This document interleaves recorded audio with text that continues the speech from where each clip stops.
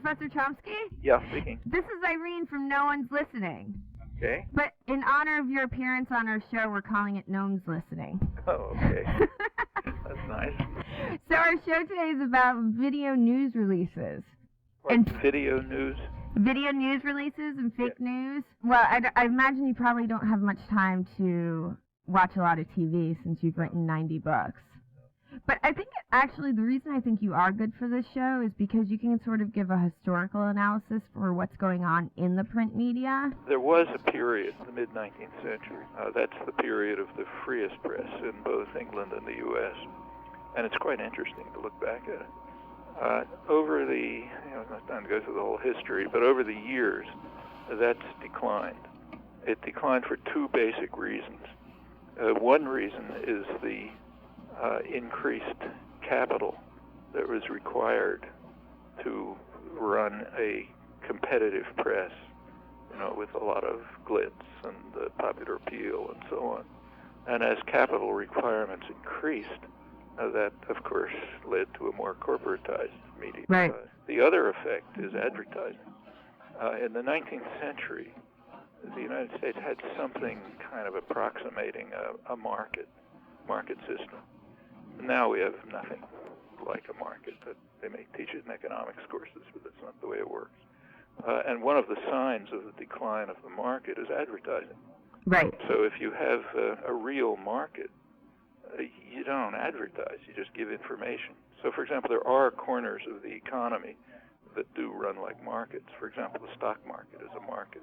If you have 10 shares of General Motors you want to sell, you don't put up an ad on television with a sexy model holding up the 10 shares saying, ask your broker if this is good for you, it's good for me, or something like that. What you do is you sell them at the market price.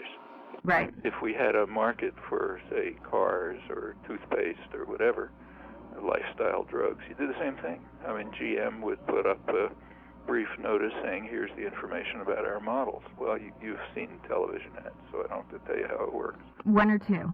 Yeah. The idea is to delude and deceive people with imagery. Well, that's where I learned about you. Right. I'm kidding. Well, look, it's true. We all, and everybody knows it. We may not think about it, but we know it. And the same has happened to the print media. I mean, by now there's, take the New York Times, for example, they have something called the news hole. When the editors, lay out tomorrow's newspaper, first thing they do is the important things.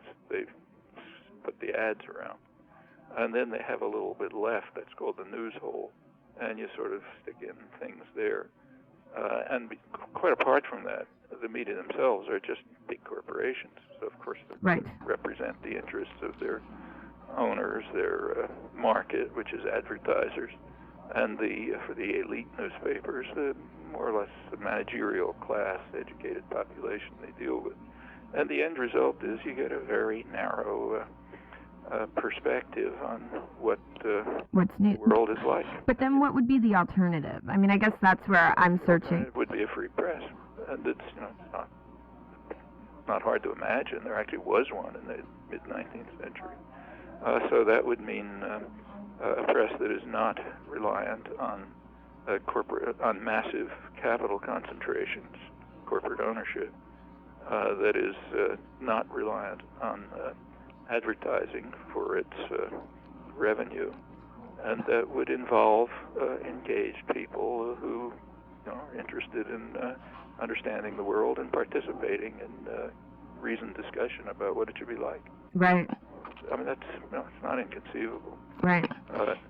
I mean, it's actually crazy. I don't know if you know how these video news releases work. There's actually PR agencies that, I mean, they don't even try to be covert about it. No, it's wide open. They'll be called VNR PR agency.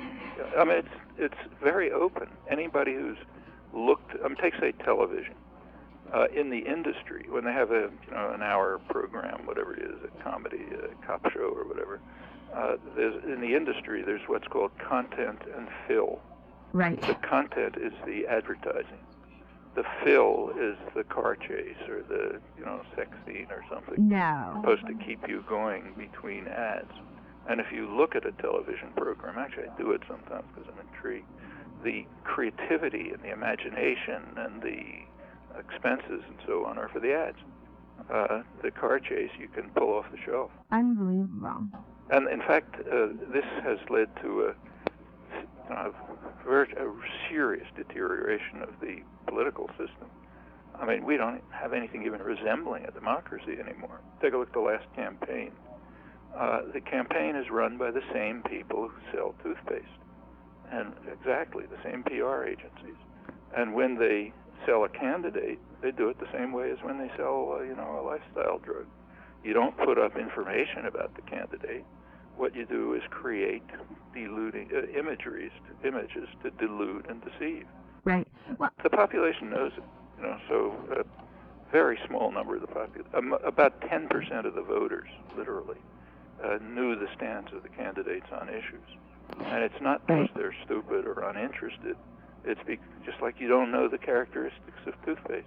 Well, it's a one-way mediated relationship, and hopefully that's what this show is about. We talk about media and media ethics, and it's not always related to politics. I mean, it's related to entertainment and everything, because hopefully we can change that and people can start questioning their relationship.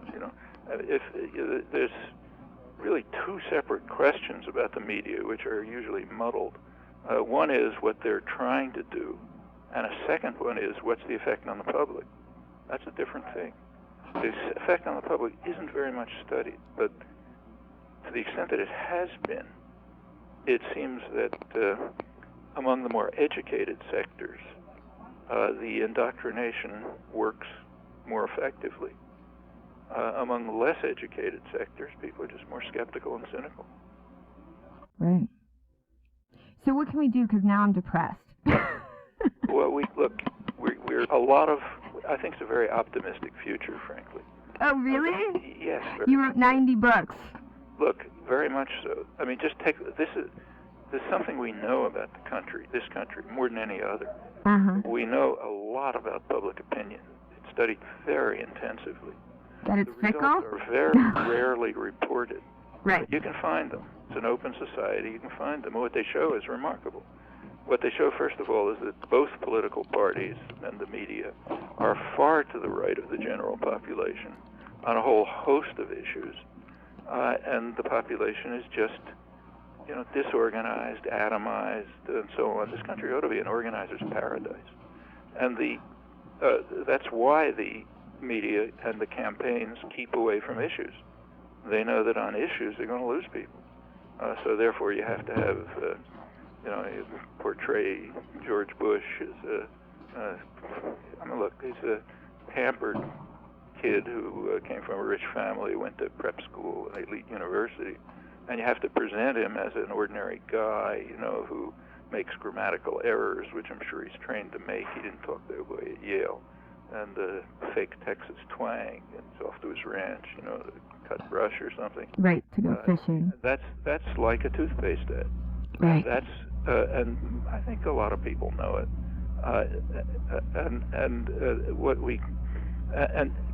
Given the facts about public opinion, it means what's needed is something not very radical.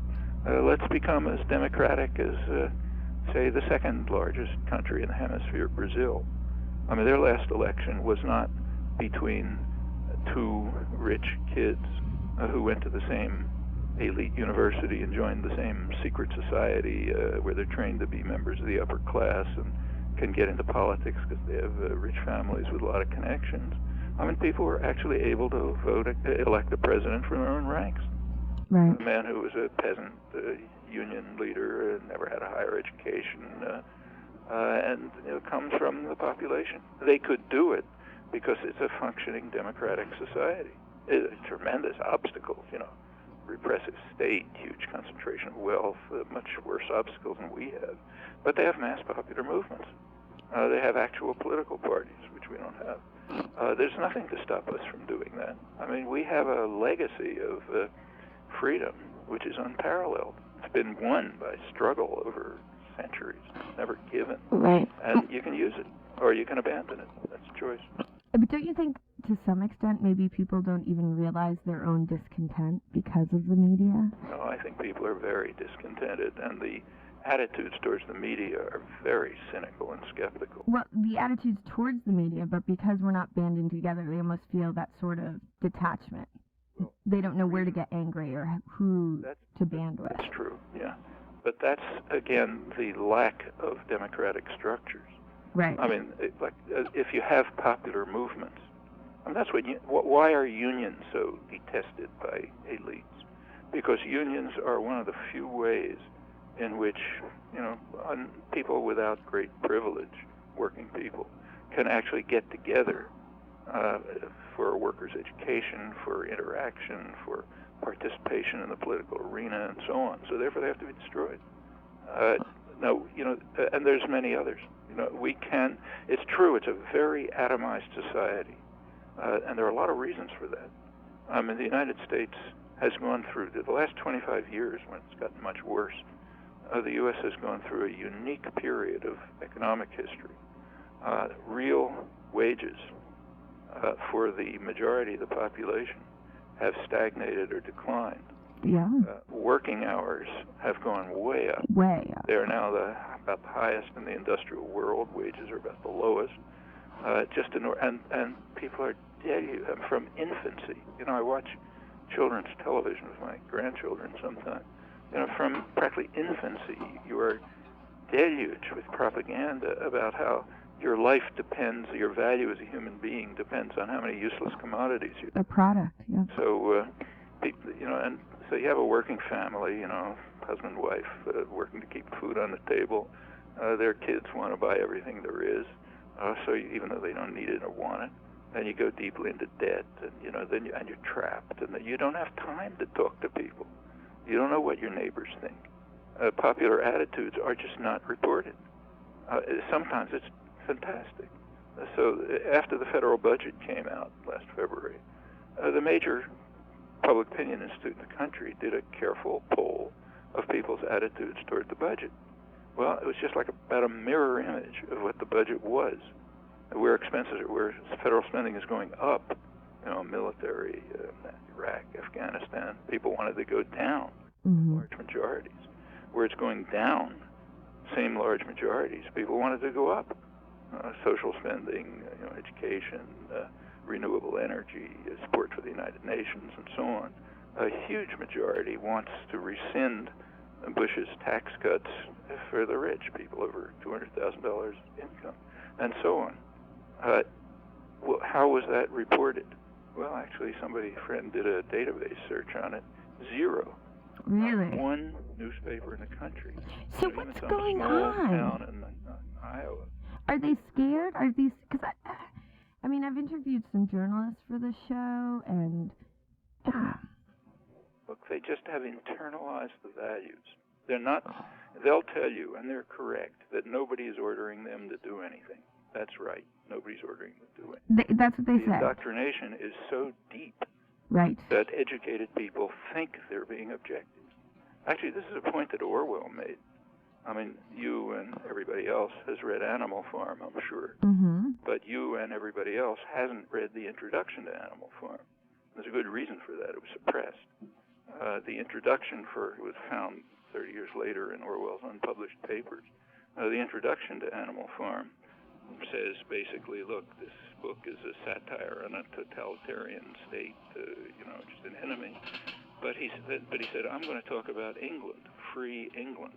And what he said is, well, in free England, it's not that different. Without state coercion, he said, unpopular ideas can be suppressed and are. And then he described how. Didn't go into much detail, but he said partly it's the result of the fact that the press is owned by wealthy men who have every reason not to want certain ideas to be expressed. But the more important reason, he said, is a good education.